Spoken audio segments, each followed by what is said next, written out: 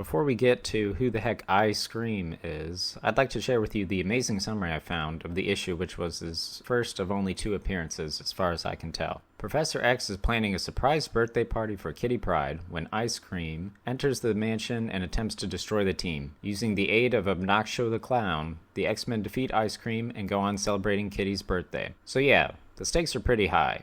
Who the heck is Obnoxio the Clown? The subject of another video because we're here to talk about Ice Cream. April 1983, Obnoxio the Clown, issue number 1. The cover itself is crazy even by comic book standards. Might be an homage to the X-Men number 136, which itself might be an homage to Baffling Mysteries number 7. Only instead of Cyclops holding Jean Grey, it's this abomination of a clown holding Kitty Pryde. There's a lot going on in this first page, but all we really need to know is that someone, presumably Professor X, hired Obnoxio the Clown to entertain at Kitty's party, and that Ice Cream, hiding behind a tree in the center, has some sort of plan prepared. Cerebro sets off an alarm detecting an unknown mutant nearby. Professor X seems weirdly fixated on how this might affect his intricate birthday plans and not that lives might be in danger. A convenient for the plot flaw in Cerebro causes it to explode. Obnoxio rings the doorbell and falls through the trapdoor the X-Men have under their doormat for some reason. Ice Cream takes advantage of all the chaos to sneak into the X-Mansion, begging the question what his plan was had this not happened. Also, I can't overstate this. They haven't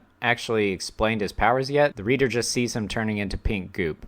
Granted, you can take a wild guess based on his name, but still. Obnoxio blows up the wall in the detention cell that the trapdoor dropped him into. More importantly, the fans get what they've been begging for.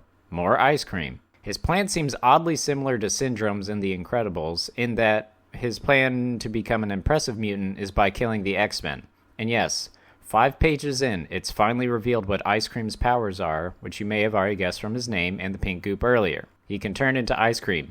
Any flavor, mind you, because it would be lame if it was just vanilla or something. He mentions a chest refrigeration unit, which he says can help him melt under any obstacle, so it seems like he can turn into ice cream and then uses this refrigeration unit to control temperature. Why his powers couldn't just include the ability to modify the form of ice cream, solid or liquid, is beyond me. If there is such a thing as an iconic ice cream panel, it's this last one. The gruff determination of a man turning into a banana ice cream is truly magical. Obnoxio is somehow not only holding his own against the X-Men, but appears to be winning when we cut back to the man himself. Ice Cream is attempting to activate the Danger Room, hoping to take out the X-Men and Obnoxio in the process. The X-Men continue to try to break into the Danger Room, having already tried Cyclops' Visor Blast. Wolverine tries to claw it open. If only there was an X-Men with the power to phase through matter. That would surely be handy in this situation. Professor X then stops Wolverine from potentially killing Obnoxio. All the X-Men and Obnoxio run into the Danger Room control booth where we find Ice Cream, frozen and having been defeated off-screen.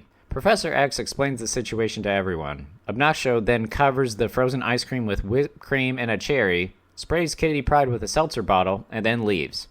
And that's the end of Ice Cream's amazing first appearance. His second appearance is 40 years later in X-Men Before the Fall, Mutants First Strike, number 1, released June 7th, 2023. The comic opens in Milford, New Hampshire, which is a real town, by the way.